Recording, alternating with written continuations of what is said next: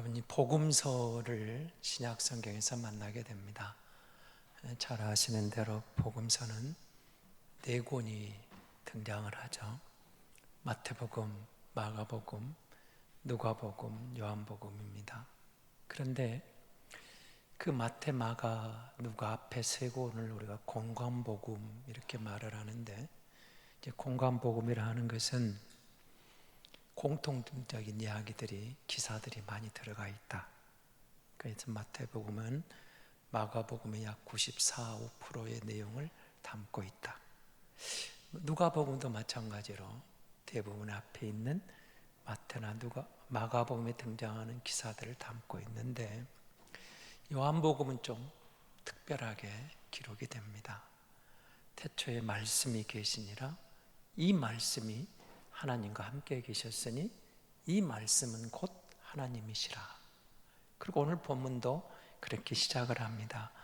말씀이 육신이 되어 우리 가운데 거하심에 우리가 그 영광을 보니 아버지의 독생자의 영광이요 은혜와 진리가 충만하더라.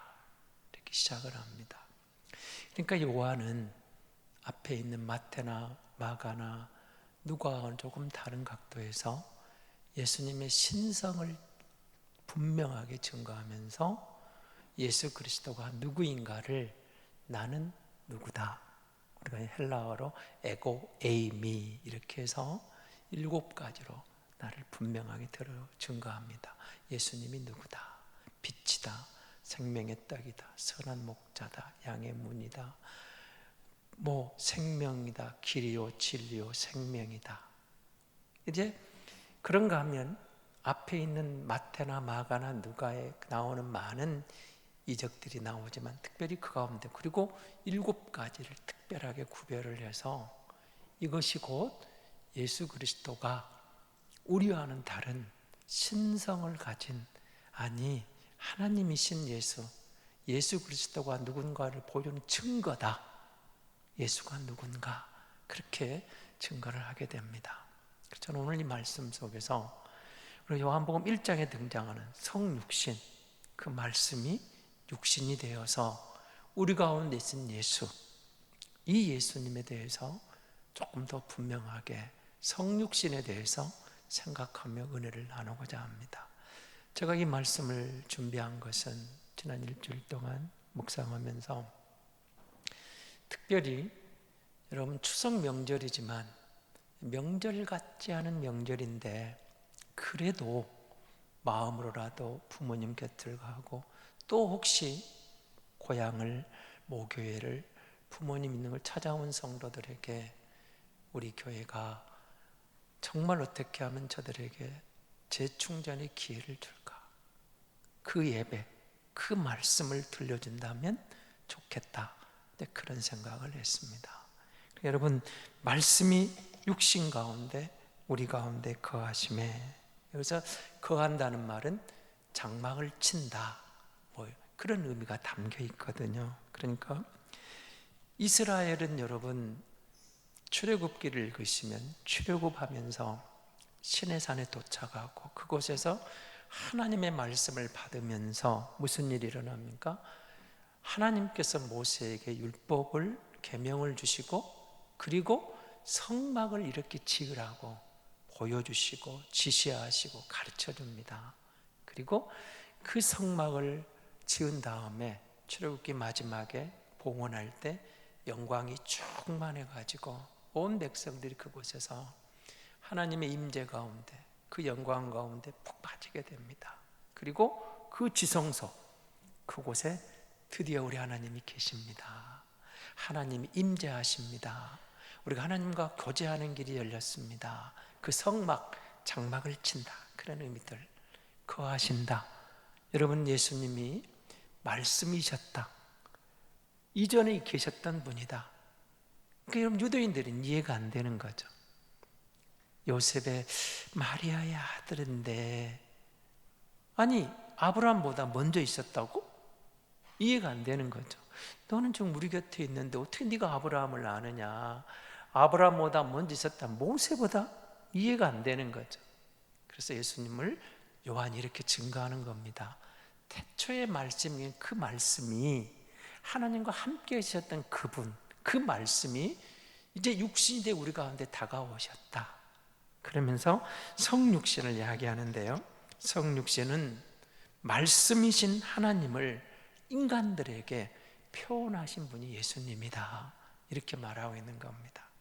그러니까 여러분, 우리가 예수님이 우리에게 뭔가를 표현하려고 오셨다. 그래서 요한복음 오늘 18절 한번 보십시오. 뭘 표현하러 우리가 오셨는가 보십시오. 같이 보겠습니다. 본래 하나님을 본 사람이 없으되 아버지 품속에 있는 독생하신 하나님이 나타내셨느니라. 그러니까 성육신을 요한은 지금 먼저 이렇게 소개하는 겁니다. 하나님을 우리에게 표현해 주기 위해서 그 예수가 육신을 입고 우리 가운데 나타나셨다. 그러나 우리는 보이지 않는 하나님을 믿잖아요. 하나님을 우리가 볼 수 없습니다. 그리고 사실 하나님을 제대로 안다 하지만 많은 면에서 우리는 어떤 제약을 갖고 있습니다. 그리고 우리는 그 하나님을 보면 모세 율법에 따르면 죽게 되어 있습니다. 이사야 6장에서 이사야가 그 스랍들의 소명 가운데 받으면서 하루도 나여 죽게 되었도다, 내가 제약 중에 하나님을 배웠다, 이런 표현이 나오죠. 그러니까 하나님은 여러분 퍼펙트한 거룩하심, 완전하신 거룩이 하나님이에요. 100%. 근데 우리는 사실은 경건하게 산다, 거룩하게 산다고 해도 우리는 흠이 많은 인생이거든요. 그러니까 그 찬란한 경건함 앞에 서니까 허물 뿐인 우리는 감히 고개를 들 수도 없을 거예요. 죽을 수밖에 없는 그 거룩한 존재 앞에서. 그런데 말씀이 우리 가운데 오셔서 하나님을 표현하시고 그 예수가 우리를 그 거룩으로, 거룩한 존재 안으로 우리를 인도해 가신다는 거죠. 그러니까 예수님이 오셨다, 이 말은 예수님이 하나님을 우리에게 표현하려 오셨다. 그리고 그 예수를 우리가 보는 것은 하나님을 본 것이다. 그러니까 적어도 2000년 전에 그 유대 땅에 있던 성도들은 하나님을 보는 거죠. 하나님의 그 보이지 않는 하나님이 육신으로 표현된 예수를 만났다는 것은 곧 하나님을 만났다, 그런 의미를 담고 있다고 요한은 증거하고 있는 겁니다. 그리고 두 번째 의미는 성육신은 하나님과 인간이 소통하러 오셨다, 이런 표현을 쓰거든요. 우리가 잘 아는 요한복음 14장 6절은 이렇게 말하죠. 내가 곧 길이요 진리요 생명이니 나로 말미암지 않고는 아버지께로 올 자가 없느니라. 그럼 그렇습니다. 원래 우리는 하나님과 소통이 가능했습니다. 하나님께서 세상의 모든 것을 지으고 만물을 다 창조하신 다음에 인간을 맨 마지막에 지어요. 근데 특별하게 지으시죠. 하나님의 형상을 따라 지었다. 그리고 그 지음받은 인간들이 아담과 하와는 하나님과 소통이 가능했어요. 교제가 가능했어요. 하나님과 대화가 가능하고 하나님 함께 거닐면서 산책하면서 하나님하고 소통할 수 있는 그런 놀라운 특별한 존재로 하나님이 사람을 만들었다고 증거하고 있잖아요. 아쉽게도 사탄의 유혹에 빠져서 그 선악과 때문에 하나님과의 교제가 단절되어 버립니다. 교제가 막혀버렸습니다. 그 하나님과 교제가 막히고 보니까 무슨 일이 일어납니까? 하나님이 없는 인간은 우리 마음의 공허함을 달랠 길이 없어요. 하나님의 형상을 따라 하나님과 교제하며 사는 것이 인간인데, 하나님과 교제의 문이 닫혀버리니까, 관계가 단절되어 버리니까 공허함을, 허전함을, 마음의 그 빈 뭔가를 풀 수 있는 길이 없었어요. 그래서 모든 사람들이 하나님을 대신하는 대용품을 만든 것이 이 땅에 존재하는 각종 우상들입니다. 우상들이 민족마다, 나라마다, 부족마다, 가정마다, 그리고 사람들 개인마다 그들이 갖고 있는 우상 단지가 있어요. 왜요? 원래 인간은 하나님과 교제하게 돼 있는데 그게 단절되니까, 하나님이 없으니까 불완전한 인간은 뭔가 그 완전한 대용품을 스스로 만들든 찾아서 의지하려고 했던 거죠. 그것이 우상이었다는 겁니다. 그런데 말씀이 육신을 우리 가운데 오셔서 예수 믿음으로 하나님의 자녀, 영접하는 자, 곧 그 이름을 믿는 자들에게는 하나님의 자녀가 되는 권세를 주셨다라고 오늘 1장 12절은 증거하고 있죠. 하나님의 자녀가 되는 길, 다시 말하면 예수 안에서 하나님과 소통하는 길을 열어주셨다, 이렇게 말하는 겁니다. 그러니까 그렇습니다. 하나님과 관계가 단절되고 파괴된 인간들이 예수 그리스도, 성육신하신 예수님을 통해서 하나님과 소통하게 되었다, 하나님과 교제하게 되었다, 교감을 이루게 되었다, 공감대가 형성되었다. 어떻습니까? 지금 추석 명절이 끝났습니다마는 내일은 다시 일상으로 돌아가시죠. 예전 같지 않은 추석이어서 참 부모님들이 무슨 마음으로 오지 말라는 프랑카드를 걸었겠습니까? 마음은 뭐 보고 싶고 만났으면 하는 마음들이었겠죠. 근데 이 코로나19라는 예상 못한 상황이, 예상치 못했던 상황이 오지 마라, 그것이 효도다, 그냥 통화하자, 영상 통화하자, 마음만은 가깝더라도 오지 마라, 이렇게 됐잖아요. 여러분, 그럴지라도 어떻습니까? 여러분 가정 안에 소통이 잘 이루어졌습니까? 부부 간에, 부모와 자식 간에, 형제들 간에, 어쨌든 왔다 가는 자녀들과 전화를 통하든 뭔 관계에서 우리가 소통이 원활합니까? 그랬으면 참 좋겠지만 혹 어쩌다가 그러지 못하고, 여러분 우리가 그것 때문에 또 마음 아픈 경우도 있잖아요. 오랜만에 명절이 되면, 추석이 되면, 설날이 되면 왜 엄마 아빠가 그리울까요? 왜 고향이 그리울까요? 부모님이 안 계시면 그래도 형제들끼리 모여서 부모님을 생각하고 어린 시절을 생각해 보죠. 이유가 뭐예요? 그때가 있었거든요. 그 어린 시절 정말 순수하게 엄마가 좋았고 아빠가 좋았고 형이 좋았고 누나가 좋았고 언니가 좋았던 가족이라는 그 장막, 가족이라는 울타리, 그게 있었어요. 근데 여러분, 우리가 살다 보니까 돈 때문에 삶이 지쳐서 이런 것들 때문에 관계가 많이 깨진 경우도 있거든요. 하나님과의 관계의 단절은 인간의 최대의 불행이었습니다. 여러분, 가정의 최고의 아픔은 관계 단절입니다. 소통이 이루어질 때, 공감대가 이루어지면, 여러분 내일 새로운 또 하루를 열어갈지라도 힘들고 변함이 없는 코로나 전국 속에서 달라진 건 없는 것 같지만 집에 와서 부모님이 해주신 음식을 먹고 형제 간의 소통이, 공감대가 이루어졌다면, 나를 이해해줬다면 그 힐링이 되고 다시 내일 그 일터로 똑같은 상황으로 돌아갈지라도 뭔가 그 가운데 헤쳐나갈 수 있는 지혜와 용기와 힘을 얻게 되는 것, 그게 가정이죠. 그게 고향이죠. 그게 형제죠. 그게 피를 나는 지체들입니다. 그래서 명절이 되면 그리운 거죠. 가고 싶고 지치지만 힘들지만, 그러나 거기 가면 그래도 힐링이 되고 나를 알아주고 소통이 되는 누군가가 있다는 그것이 얼마나 설렙니까? 친구를 만나도 그렇죠.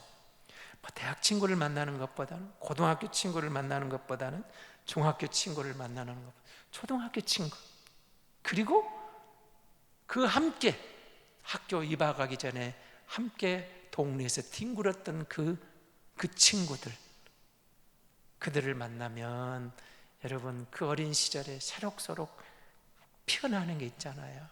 왠지 같이 하면서 마음을 터놓을 수 있는 친구가 있다는 게 얼마나 좋은 일입니까? 소통하는 이웃이 있다는, 소통하는 친구가 있다는 것.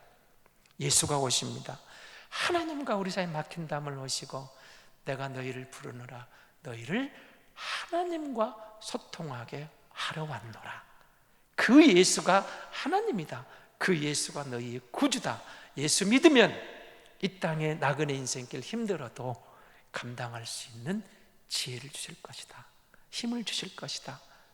아까 우리 기악부 찬양처럼 그렇잖아요. 우리의 소망이 뭐예요? 주 안에 있는 것, 주의 날개 그늘에 피하는 것. 그 은혜가 여러분 세상을 이기는 성도의 힘이고 능력 아닌가요? 그겁니다. 우리 몸된 교회가 그렇게 서 있는 것이죠. 서 있는 것입니다. 지난 당회 때 어떤 장로님이 참 좋은 말을 하셨습니다. 여러분 코로나 전국 시대에 교인은 떠나고 성도만 남는다. 많은 목사님들이, 신학자들이 그런 세미나도 하고 목사들은 고민을 합니다. 교인은 떠나고 신앙인, 성도만 남았다. 좋은 수도 있죠. 그런데 저는 그것을 우리 목회자들은 그 똑같은 상황에서 이렇게 접근을 합니다. 우리 교회가 어떻게 서 있어야 되는가? 교인들이 들어와서, 불신자들이 들어가서, 지나가는 과객들이, 나그네들이 들어와서 이곳에서 예수를 만나게 해야 되겠다. 교인이 성도가 되게 해야 되겠다. 어떻게 그걸 준비할 것인가? 여러분, 오늘 우리 시대 이제는 그런 세상이 되었지 않습니까? 말로 전도하는 시대가 아니라 삶으로 보여주는 그런 시대. 예수님이 오셔서 하나님이야. 예수님이 오셔서 너희가 하나님과 소통하는 길이 여기 있어. 예수님이 오셔서 나를 믿으면 사는 거야. 구원의 길을 제시하신 것처럼 교회가 비난받는 상황에서 우리가 할 수 있는 일은 교회는 예수님을 보여줘야죠. 이곳에 오면 세상과 다른 공동체야. 이곳에는 거룩한 공동체야. 거기 갔더니 그래, 예수님을 만날 수 있어서 그 사람이 말로 예수 말하는 게 아니라 그 사람의 삶을 보니까, 그 사람의 삶의 태도를 보니까, 그 사람의 남에게 하는 것을 보니까, 그 사람이 직장에서 하는 그 모습을 보니까 뭐가 달라. 야, 저런 예수라면 나도 믿고 싶다. 어쩌면 우리는 이제 이런 시대가 되지 않았나요? 말로 전도하는, 삶이 전도가 되는. 예수님이 우리를 이 땅에 구원하러 오셔서 나를 믿으면 돼, 나와 함께하면 돼, 하나님과 소통하는 길이 열렸어, 이렇게 말해주는 것처럼 누가 말하게도 부모님이 섬기는 교회 왔더니 내 엄마가 기도하던 그 자리, 내 아버지가 나를 기도하던 그 자리를 보고 엄마가 생각나고 지금도 나를 기도하고 계시구나. 그 모교에 왔더니 그 그리던 그 예배가 있었구나. 그 말씀이 있구나. 엄마와 아빠와 함께 했던 그 예배. 여러분, 개혁주의 예배, 장로교회 예배, 고신 신학이 있는 예배.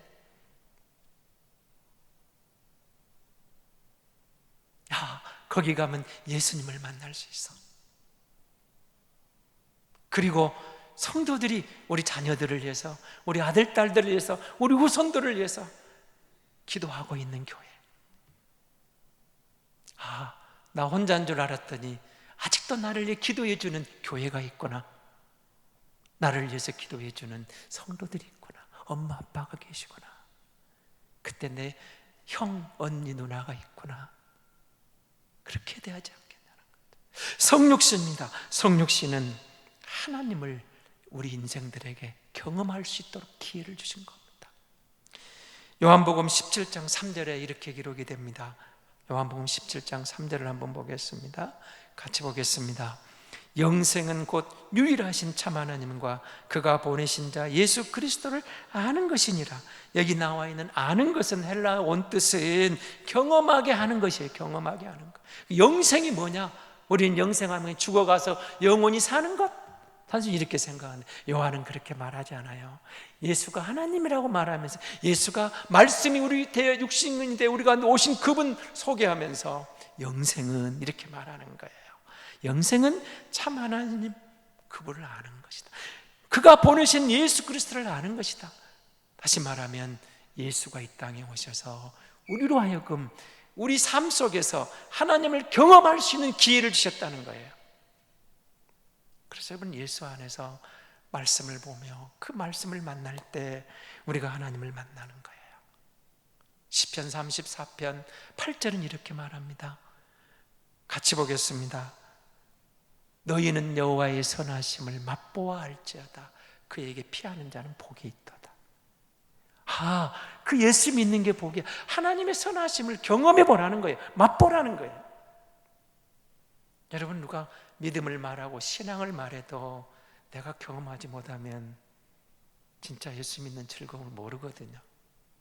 요즘 여러분 텔레비전에서 얼마나 많은 음식, 백종원 씨가 나오고 맛집을 찾아가고 뭐 맛있는 녀석들 막 이렇게 소개하죠. 근데 여러분, 그거 아무리 봐도 사실 시청자들은 그림의 떡에 불과하잖아요. 지들 얼마나 침은 넘어가지만 그게 그런데 여러분, 우리가 혹시 그 지역을 가게 되면 그 은시장을 가보고 싶고 그럴 기회가 있으면 만나요. 음식을 맛보면서 이게 맛이구나 경험하죠. 맛을 보면 경험을 해요. 우리가 하나님을 믿는데 성육신, 예수님이 육신을 입고 오셔서 말씀이 육신이 돼 우리 가운데 오셔서 나를 믿어, 나와 함께 하는 거야, 나와 동행하는 거야, 그 하나님을 맛볼 수 있어, 하나님을 경험할 수 있어, 내게 와, 수고하고 무거운 짐진 자들아 다 내게로 오라, 내가 너희를 쉬게 하라 부르시는 이유가 내게 와, 하나님을 만날 수 있어, 하나님을 경험할 수 있어, 하나님을 좀 맛보란 말이야. 경험해 봐.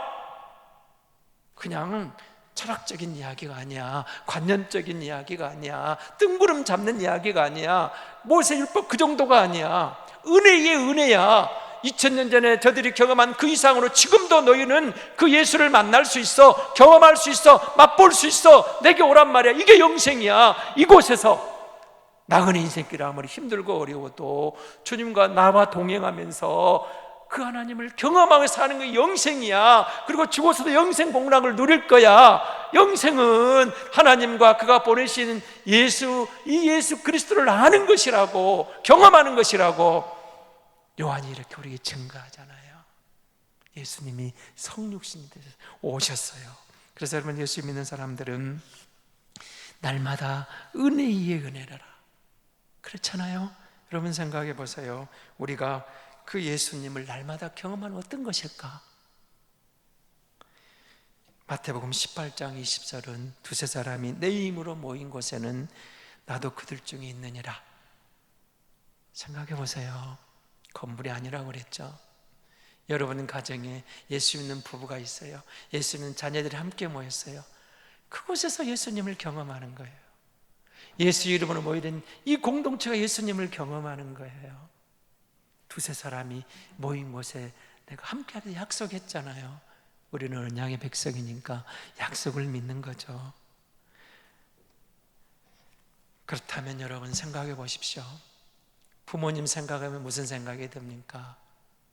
그래도 이미 세상을 떠나셨더라도 왠지 모르게 부모님 생각하면 마음에 울컥하는 게 있죠. 그럼 여러분, 우리가 부모님을 만난다, 찾아간다, 뭘 해드리렵니까?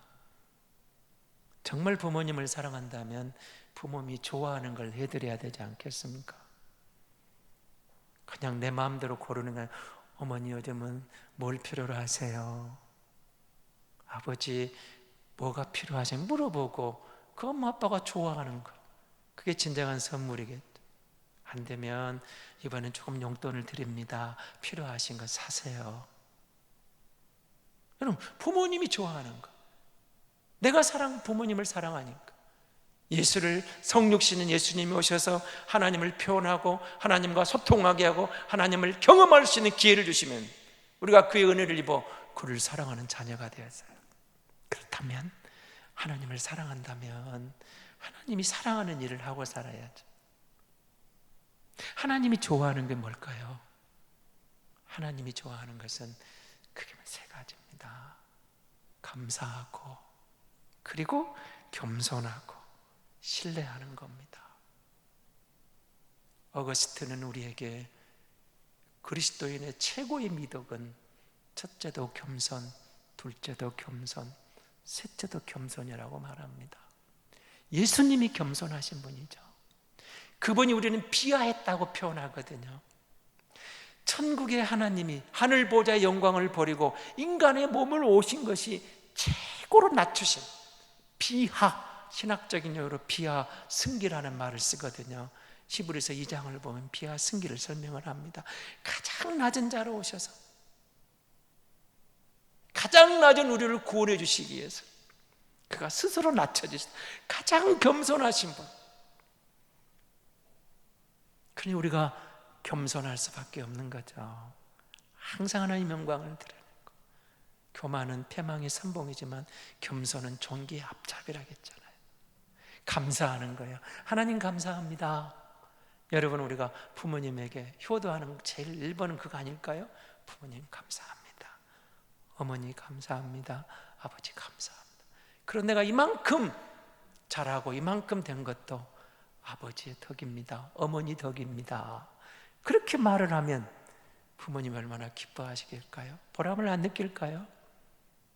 자식들이 자기 잘된 것을 부모님에게 영광을, 부모님의 은혜입니다. 감사합니다. 예수님은 겸손하실 뿐만 아니라 무슨 일을 하든지 손을 들고 하나님께 감사해요. 벳세다 광야에서 하나님께 감사하고 나눠주고 기도하니 기적이 일어나잖아요. 감사하시는. 그리고 그 예수님은 배신하고 도망가는 제자들까지도 끝까지 믿어줘요. 끝까지 신뢰해 주거든요. 하나님은 겸손한 자라, 감사하라, 신뢰하라. 우리가 어떤 상황에도 사방으로 우겨쌈을 당하여도 하나님을 신뢰하면 하나님 앞에 나아가면 길이 있는 줄 믿습니다. 하나님은 항상 우리의, 그래서 끊임없이 성경은 우리에게 말하는 것이 겸손하라, 감사하라, 신뢰하라. 불평하지 말고, 교만하지 말고, 의심하지 말고. 이 세 가지 하나님이 싫어하는 것이죠. 불평과 교만과 의심은 하나님이 싫어하는 것이지만 감사하라, 겸손하라, 신뢰하라, 하나님이 정말 좋아하시는 것이거든요. 성육신 하신 예수님이 우리에게 하나님을 표현하고 하나님으로 우리를 소통하는 길을 여시고 우리를 하나님으로 교감하게 하시고 이제 우리를 하나님 앞으로 인도해 가서 하나님을 맛볼 수 있는, 경험할 수 있는 길을 열어놓으셨습니다. 감사하며 겸손히 주를 신뢰하면 우리의 삶 속에서 그 하나님을 경험하고 나그네 인생길 승리하게 될 줄로 믿습니다.